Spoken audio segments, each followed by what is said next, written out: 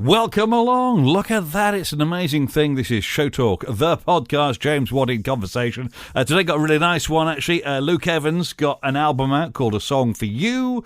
He's got a TV show at Christmas.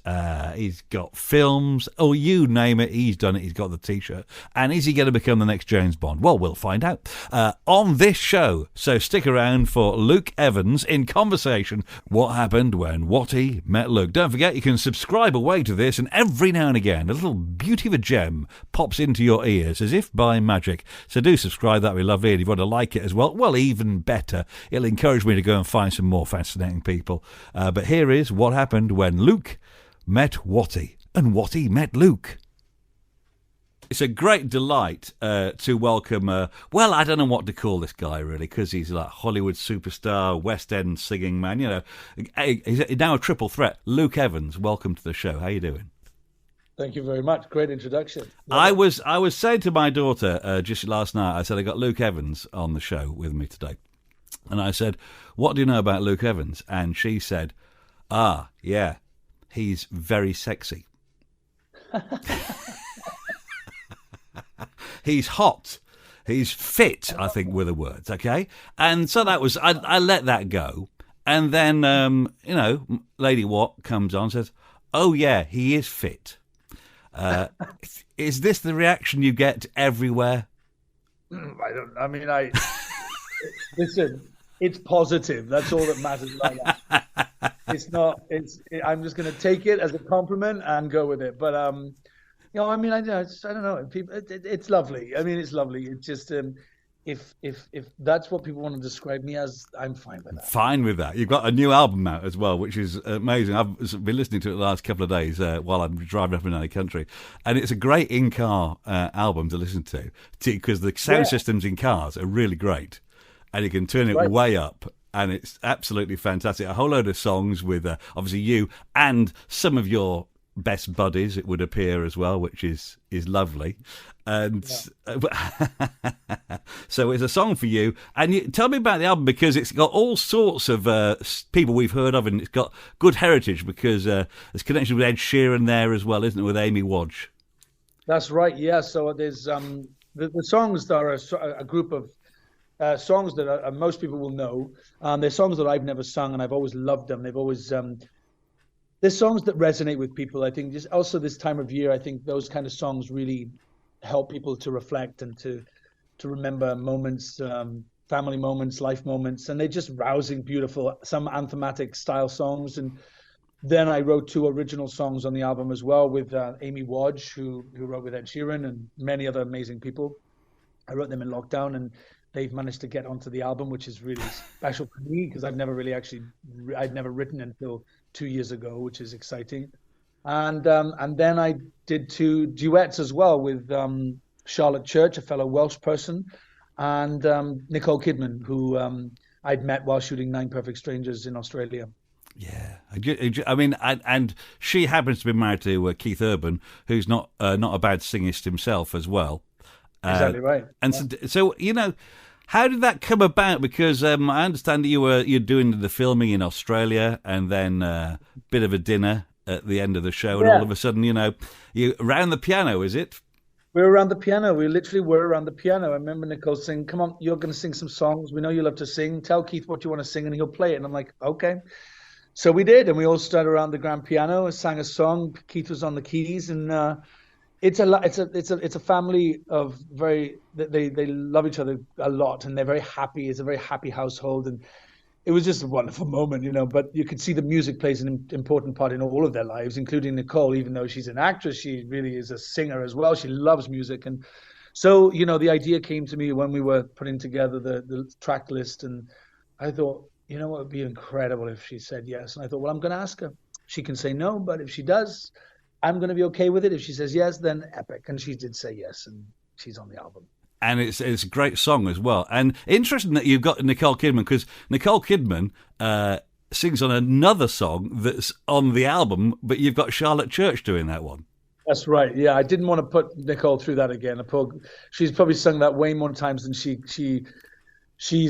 wants, and I didn't think she wanted to sing that one again. But with Charlotte, I know Charlotte. I've known her since she was a 12-year-old kid, we were taught by the same singing teacher in Cardiff, and I wanted Charlotte to sing this song with me and to belt out those amazing notes that I knew that she has. She's an incredible pipe. She uses her voice in very different ways nowadays, but this was sort of like the old school Charlotte Church that I remember. And with a little persuasion, she said yes, and we had a wonderful day recording it in London together. Now, you talk about singing this at the piano with Keith Urban and Nicole there in Australia. You kind of like just getting up and singing songs. That's one of your things, isn't it? Because you do this with a Roberta Flack song. You famously did it with, and a drop of a hat, you just go into it, a cappella and everything. Oh yeah. That's my favorite thing. I did it on the weekend. I was actually with some friends, and I just they bought themselves a karaoke machine for Christmas, so we took it out of the box, turned it on, and I sang a couple of songs on there. It was just great. And I'm a good icebreaker with karaoke. Often people get very nervous, but I'm like straight up, and I get on and sing a song, and everybody's like, okay, I'll have a go now. Then it sort of breaks the ice. So, were you always singing when you were a kid? Yeah, always. Yeah. I'd sing anything, anywhere. I mean, the house was full of music all the time. I don't come from a musical family. There's no piano, but there was a record player. There was a tape recorder. My mum and dad love music. My dad absolutely loves any kind of music. So I was surrounded by it, and often music from the past, way before I was born. So my knowledge of music came from, Roberta Flack, The Drifters, Cilla Black, Petula Clark, Tom Jones, Queen, ABBA, Akka Bilk, Dire Straits. It was a very, very eclectic sound in my house, and so I guess music was always around me, and but singing was just something I liked to do. And people like to hear it. And so how did the breakthrough get through? Because you were started in theatre, of course, and with lots of success in the West End. So how did that happen? How did you get from sort of being a guy in Wales doing your thing to suddenly being quite popular and really successful all of a sudden in London?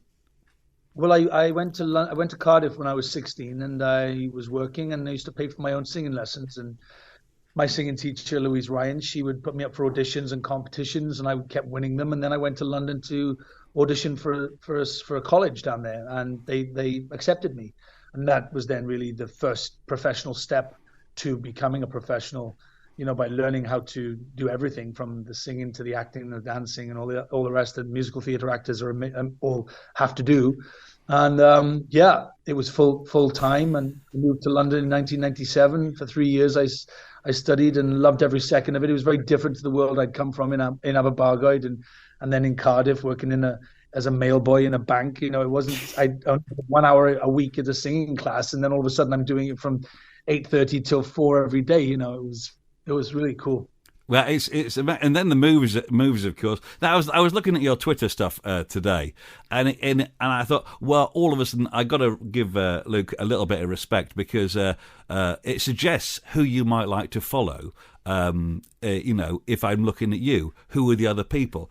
I checked mine out, and mine is, if I look at mine, it suggests I might like to follow a local wine shop and a local brass band. With you, it's Hugh Jackman and Ryan Reynolds. How funny. Not bad company to be around. Yeah, right? That's right. So how do you get to the stage where people like you obviously are Hugh Jackman and Ryan Reynolds, and people like me own the local wine shop? I want to know how you get to that stage in your life. I have no idea. I mean, it's a very strange thing. Those social media algorithms are a mystery to us all.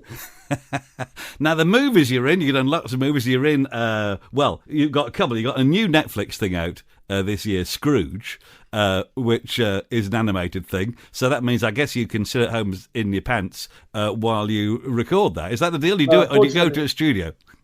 Well, feature-length animations take years to make, 5-6 years. I got involved 3.5 to almost 4 years ago. So I've been recording my voice of Scrooge all over the world. I did it in Byron Bay, in New York. I've shot in LA, in London, in Cardiff. All over the world. I've been recording the voice of Scrooge. Montreal. Just Colombia. I was doing it all over while I was working, doing my TV shows and my films. I was still going into the studio wherever I was and doing the voice, which is the fun thing about animation, is they only need your voice, so you can as long as there's a recording studio somewhere that they can link up by satellite to the people in London that were actually, making the movie, we could do it. So yeah, well, I'm very happy. I love it. It's magical, and it's the music of Leslie Brookus, which is very special. And a few of the tracks that I sing on the album, I just love. They're one of those earworms, the ones that you just start singing. And that's Scrooge on Netflix at the moment, and then you're on the Real BBC with a special at Christmas time. Now, when you've got a Christmas BBC special, that means you've arrived, I understand, and so you've arrived. It's now official because you've got a Christmas. So tell me about the Christmas special then. Well, it was something that they approached me, the production company that make them, and they approached me through my team, and I was like, they want me to host my own show, like a one-off at Christmas, and they were like, yeah. I'm like, let's do it. So, I've got an album coming out. I love to sing. I've always wanted to host my own show, and I just loved every step of it. It was because obviously I did it in front of a live audience. We recorded it in a big theatre in South Wales, so most of the audience were Welsh, and I reached out to some of my friends and got Beverly Knight, Ollie Murs, Leanne Rimes, and Nicole Scherzinger to fly into to Wales and sing with me on my show. An incredible orchestra, incredible backing vocals, and it was a night full of magic and joy and music, and everybody in that audience they loved it. So I just hope that resonates on the screen. A couple of things we've got to definitely ask you about, and I know you don't want to answer the question, but we'll go for it anyway, okay?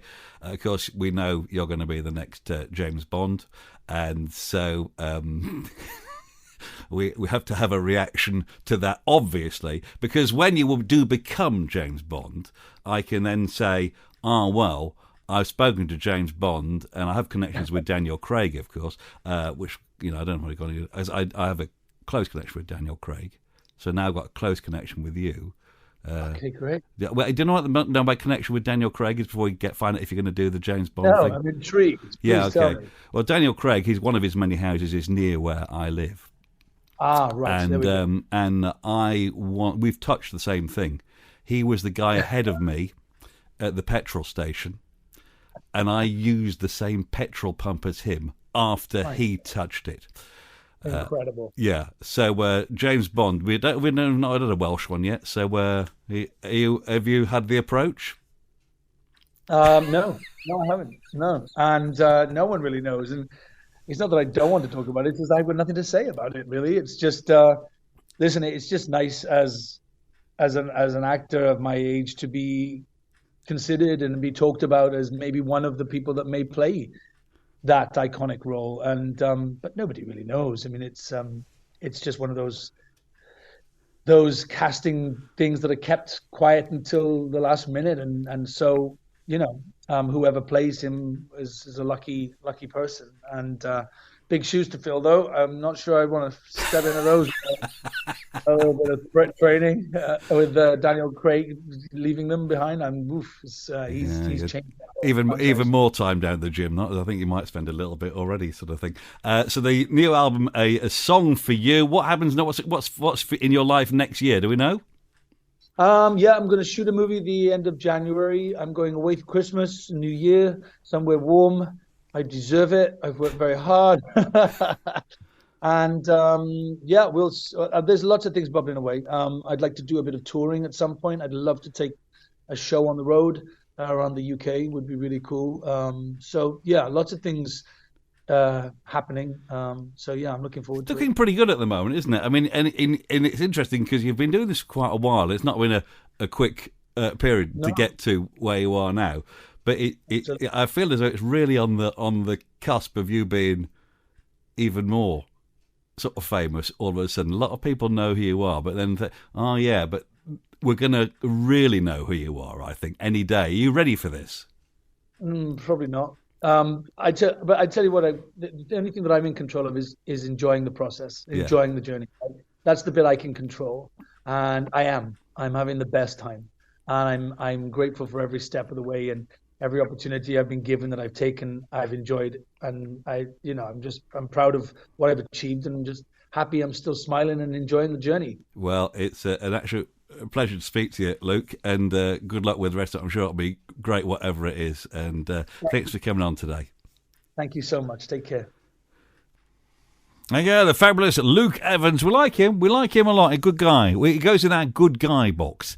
This has been James Watt in Conversation. And don't forget, subscribe away because, well, it gives you something to do, doesn't it? And another of these will pop up just when you're not expecting. Want to get in touch at James Watt UK via Twitter and Instagram. And jameswattuk.com is the website you can have a look at if you've got nothing else to do. Have a good day, and I'll catch you next time.